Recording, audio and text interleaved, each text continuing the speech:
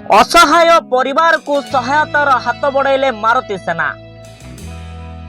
Social media रे साक्षीगोपाल block Sadanandpur grammar असहाय भगवान जेना और तांको परिवार को सहायता पई स्थानीय समाजसेवी निज सोशल मीडिया रे पोस्ट करिबा परे आज मारुति सेना पक्षर मासिकिया राशन सामग्री नूतन लुगा पनीपरिबा सहित आर्थिक सहायता प्रदान करा जायछि। मारुति सेना राज्य सभापति पप्पूदल बेहरा नेतृत्व में मारुति सेनार सदस्य माने भगवान जेना परिवार को भेटी सहायता करने सहित आगामी दिन में सहायता जोगाई देबा पई प्रतिश्रुति देइथबा बेले असहाय भगवान परिवार को सरकारी सहायता जोगाई देबा पई जिलापाल को भेटी आलोचना करिवे बोली कहिथिले। सूचना था कि भगवान जड़े श्वास रोगी होइथबा बेले तांको पत्नी घर काम करी परिवार चलाउथिले। मात्र पत्नी को गोड़ भांगी जिबा फल किछि मास धरी भोक उपास जीवन काटुवा नहीं सोशल मीडिया रे पोस्ट करथिले जड़े समाजसेवी। Bureau report the rural news Odia. जय जगन्नाथ। मु मारुति सेना सदस्य स्मिता पात्र। आमे आज आसीथिलु डेलांग निकटस्थ एई जगह को एठी मौसा मौसी असहाय अवस्था अच्छी आउ खुशी जो छोट पिलाटी अच्छी छोट झीटी तार आकुल नवेदन आम सोशल मीडिया रे शुणिलु से आम आसीलु एठिकी सबू साहाय्य सहयोग जोगाई देवाई आगामी दिन में तांकर केमती घरटा भल हम भाषागृह खंडे जोगाई देवाक आम चेष्टा करूँ। आउ सरकार का पाखरे आम प्रार्थना करूँ से केमती टिके या प्रति व्यवस्था करेंगे या प्रति ध्यान देवे आम सेटा सरकार पाखरे आकुल नवेदन करूँ।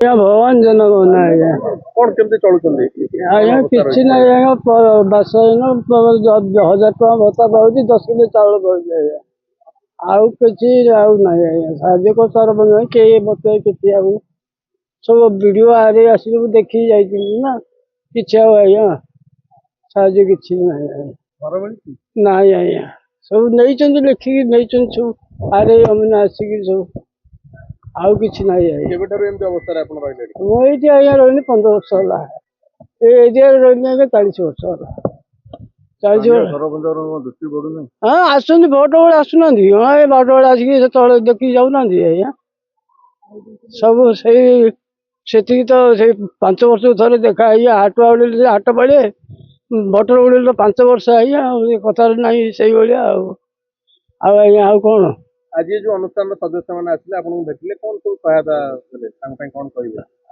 आपन तो आसी मोर भगवान भाया मत बहुत साहाय्य करी मत बहुत कथा आपन मत कहले मत जा कि आपन मान सब देकी जाउछन्ती आउ कोन आडू आउ कोन अधिका कोन कहि आपन परिचय।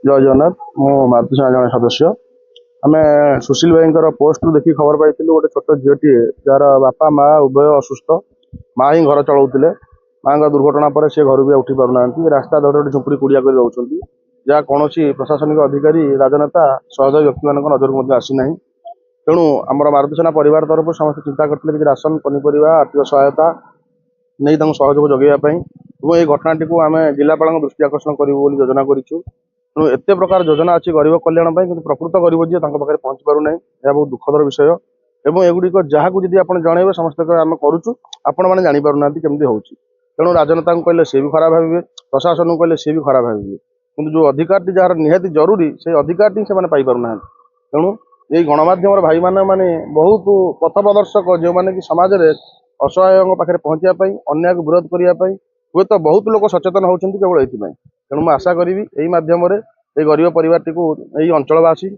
राजनेता माने प्रशासनिक अधिकारी मान प्राप्य प्रदान कले से सुरुखुरु केते दिन कालतिपात करेंगे और ओडिशार देखुवा आउ अधिक समाजसेवी मैंने सहृदय व्यक्ति मैंने किसी दिन हाथ बढ़ी पारते बचापी तो हे तो जीवन आ किसी दिन सुरुखुरु कटि जाता ये कहबी। जय जगन्नाथ।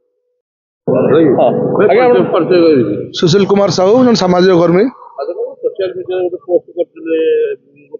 ये जो एटा जो पटनायक डेलांगा रास्ता पाखे जस्ट पटनायक 2-3 किलोमीटर भीतर जाना सदानंदपुर ए रास्ता कड़े जड़े अच्छा जी कि ना भगवान जेना स्त्री ना हेम जेना गोटे छोट पिला जहाँ खुशी जेना बयस 7-8 वर्ष हम जो मुझे जाए प्राय समय देखी जाए घर ना द्वार ना जगह ना चाउल कार्ड मात्र 2 जन को मिलूँ 10 किले झीर भी ना आज पर्यटन चाउल कार्ड को उठिनी सरकारी सहयोग बोले केवल 1000 टंका चाउल 10 किलो आ कि नहीं ତାଙ୍କ ସ୍ତ୍ରୀ ଗୋଟେ ସ୍କୁଲରେ ରହିକରି ପାଚିକା ରୂପେ କାମ କରୁଥିଲେ।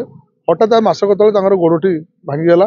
ଭାଙ୍ଗିଯିବା ପରେ ମୁଁ ଯେତେବେଳେ ଆସି ଦେଖେ ତାଙ୍କ ମାନେ ନିକର ଚା ଏବଂ ମୁଢ଼ି ଖାଇକିରି ସେ 8 ଦିନ ହେଲେ ବିତେଇଛନ୍ତି। ବଡ଼ ଦୁଃଖ ଲାଗିଲା, ଏଇଟାକୁ ପୋଷ୍ଟ କଲି ଏବଂ ମୋ ମୁତାବକ ଯାହା ସହଯୋଗ ଆସି ଦେଇକି ଗଲି ଏବଂ ତାପରେ ଅନ୍ୟାନ୍ୟ ଭାଇମାନେ ଆସିକିରି ବର୍ତ୍ତମାନ ଏଠି ପହଞ୍ଚିଛନ୍ତି। ଆଜି ବି ମାରୁତି ସେନାର ପୁରୀ ଜିଲ୍ଲାର ଯେଉଁ ବନ୍ଧୁମାନେ ସବୁ ଆସିକିରି ସହଯୋଗର ହାତ ବଢ଼ାଇଛନ୍ତି। ଆଉ ଆମେ ସରକାରଙ୍କୁ ଏମିତି ଅନୁରୋଧ, ଏଭଳିଆ ବର୍ତ୍ତମାନ ପରିସ୍ଥିତିରେ ଗୋଟେ ଲୋକ ରାସ୍ତା କଡ଼ରେ ପଡ଼ିଛି କିନ୍ତୁ କୌଣସି ରାଜନେତାଙ୍କର ବର୍ତ୍ତମାନ ନଜରକୁ ଆସୁନି। ଏଇଟା ହେଉଛି ଆମର ମୁଖ୍ୟ ରାସ୍ତାରେ ସତ୍ୟବାଦୀ ବିଧାୟକ ଯାଉଛନ୍ତି, ଏପଟେ ଡେଲାଙ୍ଗ ବିଧାୟକ ଯାଉଛନ୍ତି, ପିପିଲି ବିଧାୟକ ଯାଉଛନ୍ତି, ସମସ୍ତ ଚେୟାରମ୍ୟାନ୍ ଯାଉଛନ୍ତି, ସମସ୍ତେ ଯାଉଛନ୍ତି, କିନ୍ତୁ କାହା ନଜରକୁ ଆସୁନି, କାହାର ଗୋଟେ ସହାନୁଭୂତି ବି ନାହିଁ। ଯେଉଁ ପିଲାଟି ଆପଣ ଦେଖୁଛନ୍ତି ବର୍ତ୍ତମାନ ଗୋଟେ ତା ନାଁ ଖୁସି ସଦାବେଳେ ହସ ହସିଆ ମୁହଁ, କିନ୍ତୁ ବେଳେବେଳେ ମୁଁ ଆସି ଦେଖିଲା ବେଳକୁ ନା ସେ ଖାଇନଥିବ ଦିନ ଯାକ, ସ୍କୁଲ ବନ୍ଦ, ତାର ଖାଦ୍ୟ ବନ୍ଦ ସେଦିନ। ଏଇ ପରିସ୍ଥିତିରେ ସମସ୍ତଙ୍କୁ ଅନୁରୋଧ କରୁଛି ଆପଣମାନଙ୍କ ମାଧ୍ୟମରେ, ଯଦି କୌଣସି ବନ୍ଧୁମାନେ ଏପଟେ ଯାଆନ୍ତି ବି କମ୍ ସେ କମ୍ ଏ ପରିବାରକୁ କିଛି ସହଯୋଗର ହାତ ବଢ଼ାନ୍ତୁ, ଯାହାଫଳରେ କି କମ୍ ସେ କମ୍ ପିଲାର ଭବିଷ୍ୟତ କିଛି ହେଉଥିବ। ତାଙ୍କ ବାପା ଜଣେ ସ୍ୱାସ୍ଥ୍ୟ ରୋଗୀ, ସେ ବସିଲାଠୁ ଉଠି ପାରୁନାହାନ୍ତି, ବୋଉଟି ଘରେ ବେମାର ହେଇ ପଡ଼ିଲା, ଜଣେ କିଏ ଦେଲେ ସେ ଖାଇବେ। ତେଣୁକରି ଆଜି ବି ଧନ୍ୟବାଦ ଦେବି ଆମର ମାରୁତି ସେନାର ଭାଇମାନଙ୍କୁ, ଭଉଣୀମାନଙ୍କୁ, ଯିଏକି ଆସିକିରି ତାଙ୍କ ଦ୍ୱାରରେ ସଉଦାପତ୍ର ବସ୍ତ୍ର ସବୁ ଦେଇକି ଯାଉଛନ୍ତି। ଏମିତି ଅନ୍ୟ ଅନୁଷ୍ଠାନମାନଙ୍କୁ ଆଉ ବ୍ୟକ୍ତିଗତ ଯେଉଁମାନେ ଆମେ କିଛି କିଛି ଅନାବଶ୍ୟକ ଖର୍ଚ୍ଚ ବି କରୁଛେ, ସେଥିରୁ କିଛି କାଟ କସର କରି ଏଇ ବନ୍ଧୁମାନଙ୍କ ପ୍ରତି ସହଯୋଗ କଲେ ବୋଧେ ଆମ ଭିତରେ ଗୋଟେ ଭାବନା ପବନ ରହିବ। ଆଉ ଏଭଳିଆ ଯେଉଁ ଅବସ୍ଥାରେ ସେ ଅଛନ୍ତି, ତାଙ୍କ ଘର ଦେଖନ୍ତୁ କୋଉଭଳିଆ ଅବସ୍ଥା, ଚାଳ ନାହିଁ କି ଚୁଲି ନାହିଁ, କିଛି ନାହିଁ, ତାକୁ କେମିତି ସୁଧୁରି ପାରିବ। ତେଣୁ ସମସ୍ତଙ୍କୁ ବର୍ତ୍ତମାନ ଅନୁରୋଧ ଆପଣମାନଙ୍କ ମାଧ୍ୟମରେ କେମିତି ଏମାନେ ଏ ପରିବାର ସୁଧୁରିବେ, ସମସ୍ତେ ଟିକେ ନଜର ଦେବେ। ଜୟ ଜଗନ୍ନାଥ। ମୁଁ ମାରୁତିନା ଜିଲ୍ଲା ସଭାପତି ବଳରାମ ଭାଇ। ଆମେ ମାରୁତିନା ପରିବାରରୁ ଆଜି ଯେଉଁ ଆସିଲୁ ଦେଖିଲୁ ଦୟନୀୟ ଅବସ୍ଥାରେ ମୌସା ମାଉସୀ ଜଣେ କରୁଛନ୍ତି, ତାଙ୍କୁ ଆମେ ମାରୁତିନା ପରିବାର ତରଫରୁ କିଛି ସହଯୋଗ କଲୁ। ଆଗାମୀ ଦିନରେ ଜିଲ୍ଲାପାଳଙ୍କୁ ଲିଖିତ ଆକାରରେ ଜଣେଇବୁ କେମିତି ତାଙ୍କୁ ଗୋଟେ ଘରଟେ କରାଯାଉ ଗଭର୍ଣ୍ଣମେଣ୍ଟ ତରଫରୁ। ଜୟ ଜଗନ୍ନାଥ।